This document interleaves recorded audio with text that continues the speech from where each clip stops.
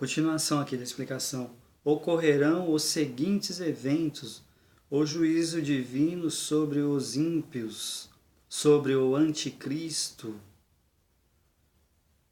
e sobre Satanás. Ocorre o julgamento das nações e a separação das pessoas vivas na terra, a vinda do Salvador, do Messias. Os santos de todas as eras estarão reunidos. Isto inclui a reunião dos santos que já estão no céu. Santos vivos na terra, no advento, o reino na terra por 1000 anos, a figueira, o brotar das folhas da figueira simboliza eventos que ocorrerão durante a tribulação. Por outro lado, alguns intérpretes creem que a figueira também representa a restauração de Israel como um estado político. A figueira aparece destacada das demais árvores, assim como Israel, povo, foi chamado para ser um povo povo separado. Todas essas coisas referem-se a todos os sinais que ocorrerão durante a tribulação. O sinal principal é a abominação da desolação, a grande tribulação. À medida que os eventos proféticos se sucedem, os fiéis da tribulação examinarão as Escrituras, verão todas essas coisas e saberão que está próximo às portas do Salvador. Bonito, hein? Esta geração pode referir-se à geração que presencia a intensificação dos sinais gerais dos tempos, que determinam com os sinais da tribulação, ou pode referir-se ao povo judaico como raça que permaneceu distinta até hoje, mas unicamente meu Pai, aqui é o Salvador falando, afirma que o Filho não sabe o tempo da sua volta. Esta expressão refere-se apenas nos tempos em que este esteve na terra. Certamente quando reassumiu a sua glória anterior, passou a conhecer a data da sua futura volta. Os santos da tribulação poderão saber o tempo da sua volta, observando os sinais dessa tribulação. Descreveu a vinda do Filho do Homem, as declarações sobre a vinda do Filho do Homem nem revelam que ela abrange 2 aspectos. A vinda do Filho do Homem refere-se tanto à primeira fase da sua volta, numa data desconhecida antes da tribulação,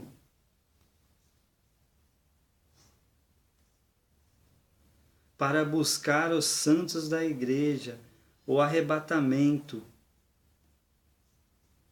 como também a segunda fase da sua vinda, que ocorrerá depois da tribulação, para julgar os ímpios e recolher os justos no seu reino. Se referiu a 2 eventos ele, tanto a sua volta imprevisível, como também a sua volta previsível. Vê-se pelo fato que ele cita 3 diferentes categorias de pessoas no versículo ilustrado. Os dias de Noé, as 3 categorias de pessoas e seu relacionamento com a vinda do Salvador, do Messias, são as vítimas do dilúvio. Nos dias de Noé, representam os crentes da tribulação, não sabem a ocasião da vinda, estão desesperados, serão destruídos no tempo do fim. Trata-se de uma referência segundo a fase da sua volta depois da tribulação. Noé representando o crente da tribulação por causa dos sinais do tempo do fim.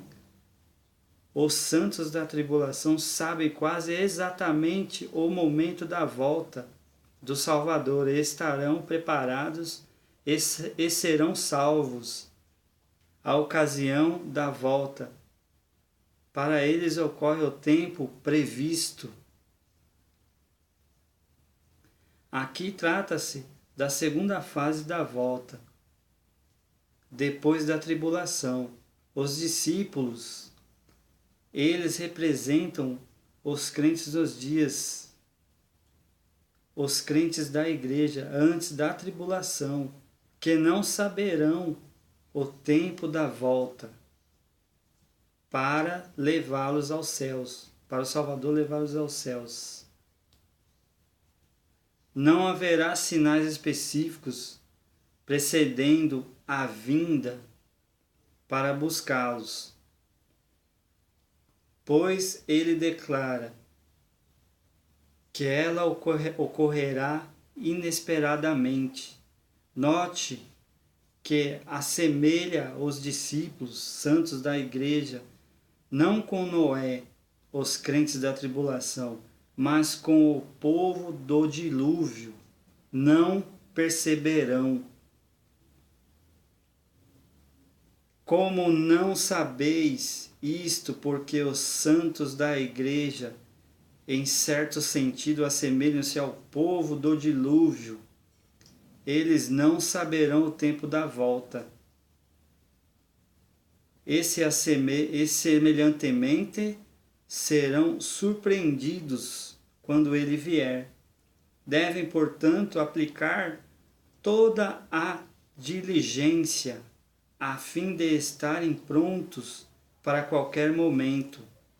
Será levado um e deixado o outro.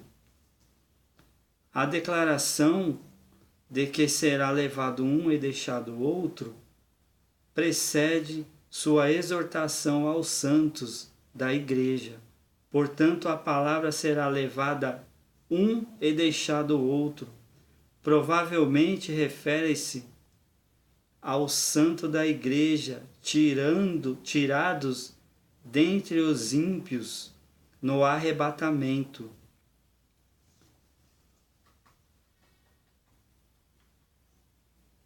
Portanto, vigiai, vigiai. É um imperativo presente e denota uma vigília constante nos tempos atuais. A razão para a vigília constante hoje, e não apenas no futuro, é que os crentes dos dias atuais não sabem quando virá o Salvador a buscá-los. Não haverá sinais específicos de aviso para eles. Nunca devem presumir que ele não poderá vir hoje. A volta para buscar a igreja pode ocorrer a qualquer dia. Não sabeis que hora. A advertência aos seus discípulos para estarem sempre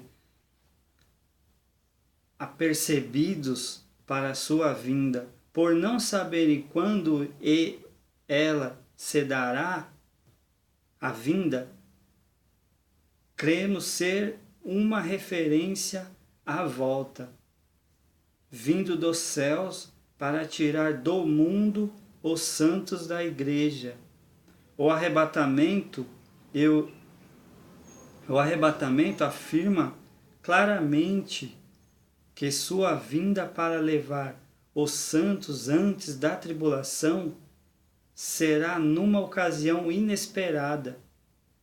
Ele não somente declara que eles não sabem a hora, mas também que ele voltará a hora em que não pensais. Isto indica claramente que haverá surpresa, espanto e que os fiéis não saberão o momento certo da sua vinda. Assim sendo, para os santos da igreja, virá num momento inesperado. Isto declaradamente fala de surpresa, espanto, rapidez nesta específica fase da vinda. Este evento é chamado de primeira fase da segunda vinda. Quando a vinda com poder e grande glória para julgar o mundo depois da tribulação, será aguardado e previsto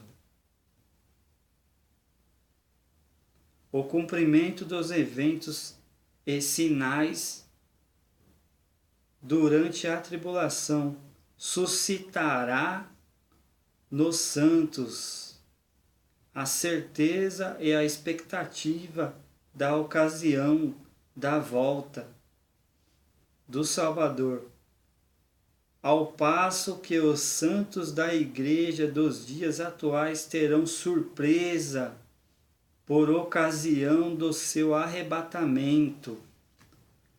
A vinda depois da tribulação é comumente chamada a segunda fase. A vinda num momento desconhecido será tão inesperada quanto a chegada do ladrão que arromba a casa. Por isso, o discípulo dedicado deve estar preparado a todo momento para a vinda. A hora em que não penseis, mais uma vez fala da sua volta para buscar os fiéis da sua igreja num momento inesperado e desconhecido. Este alerta não é para os santos da tribulação. Anuncia maneira de harmonizar o ensino sobre a sua vinda inesperada com o outro ensino sobre a sua vinda prevista. É considerada sobre duas fases. A primeira fase envolve a sua volta para arrebatar da terra os salvos antes da tribulação, num momento inesperado. O arrebatamento da igreja. A segunda fase é a sua vinda no final dos tempos, numa ocasião esperada, depois da tribulação e dos sinais cósmicos, para destruir os ímpios e estabelecer o seu reino na terra, assim como a vinda predita no Antigo Testamento, contida de duas fases, sua vinda para morrer pelo pecado e sua vinda para reinar. Advertência premente, no sentido de sempre estarmos espiritualmente prontos para a sua vinda e repentina. O arrebatamento aplica-se a todos os crentes antes da tribulação. É um motivo de perseverança na fé. O meu Senhor tarde virá. a respeito daqueles que estão na igreja, mas são fiéis, é impossível estarem vigilantes e preparados para a volta inesperada. Se os tais não creem que ele poderá vir agora, qualquer crente professo que vive em pecado, julgando, estará a vir tornar-se como o servo mau da parábola. Ele não percebe o risco da volta. Pegá-lo de surpresa. É significativo associar a infidelidade e a hipocrisia à crença e ao desejo de que ele demore a voltar. A parábola das virgens. Esta parábola ressalta o fato que todos os crentes devem constantemente examinar sua vida espiritual, tendo em vista a vida do Salvador, do Messias, num tempo desconhecido e inesperado. Devem perseverar na fé para que, uma vez chegados o dia e a hora, sejam levados pelo Senhor na sua volta. Estar sem comunhão pessoal com o Senhor, quando Ele voltar, significa ser lançado fora da sua presença e do seu reino. O que faz a diferença entre o nécios e o sábio é aquele que não conhecer que o Senhor, o Salvador, ao voltar, virá num tempo em que não é aguardado, nem precedido de sinais visíveis, específicos. Aqui mostra que uma grande parte dos crentes estará despreparada no momento da sua volta. Ele deixa, pois claro, que ele não vai esperar até que todas as igrejas locais estejam preparadas para a sua vinda. Note-se que todas as 10 virgens da parábola, tanto as prudentes como as loucas, foram surpreendidas ao ver o noivo. Isto indica que a parábola das 10 virgens refere-se aos crentes vivos antes da tribulação e não àqueles durante a tribulação, os quais terão sinais específicos, precedendo a volta no fim da tribulação. A grande tribulação, azeite. Numa série de ilustrações, ressalta a necessidade de fidelidade, a vigilância do crente até que ele volte. A parábola das 10 virgens destaca a urgente necessidade disso, pelo fato de vir numa data imprevisível. Na vossa paciência possui a vossa alma. O azeite nesta parábola representa o crente, a presença permanente do Espírito Santo, aliada à fé verdadeira e à santidade. 5 outras parábolas contendo a ligação da perseverança. O talento, a parábola, nos adverte que nosso lugar e o nosso servo no céu dependerão da fidelidade da vossa vida e serviço aqui. 2 tempos, recursos, oportunidade para servir ao Senhor enquanto estamos aqui na terra. Essas coisas considera como um legado seu, que Ele nos confiou para administrarmos da maneira mais sábia possível. Qualquer que tiver, ensina um princípio importante sobre o galardão do crente no céu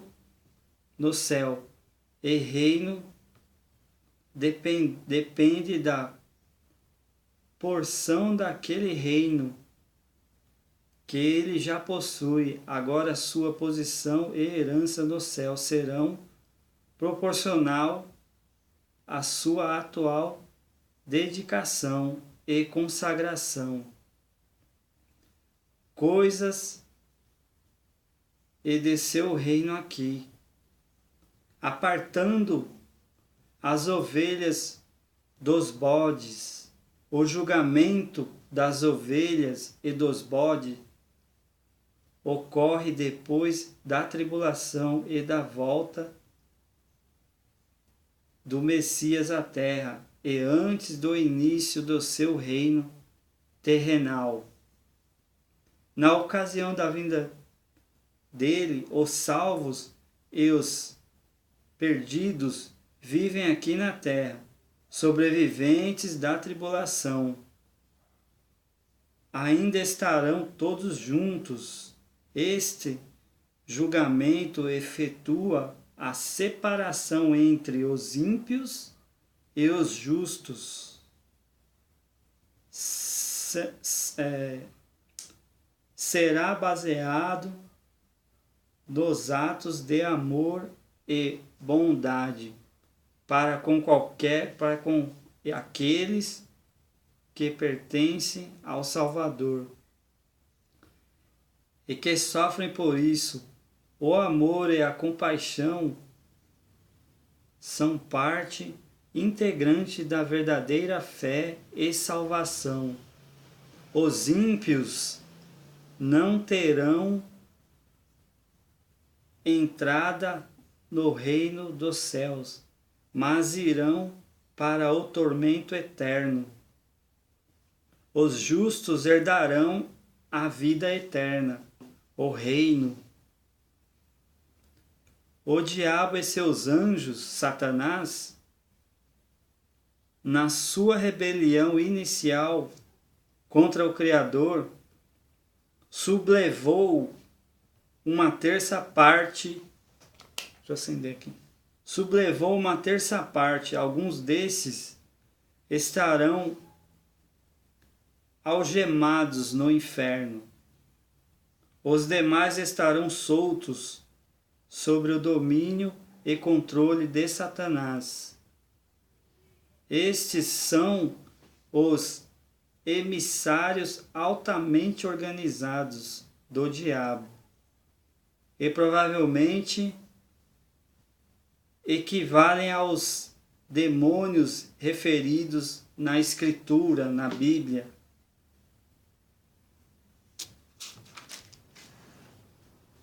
A Páscoa era uma festa sagrada da primavera. Era uma festa sagrada da primavera que relembrava o fato histórico da saída do povo de Israel do Egito. Ela comemorava a passagem do anjo destruidor pelas casas dos judeus, sem lhes causar dano devido. ao sangue do Cordeiro, aspergido dos portais e no batente superior das portas das casas.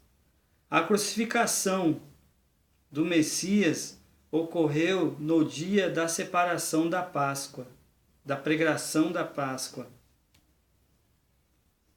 Ele é a nossa Páscoa, santificado por nós.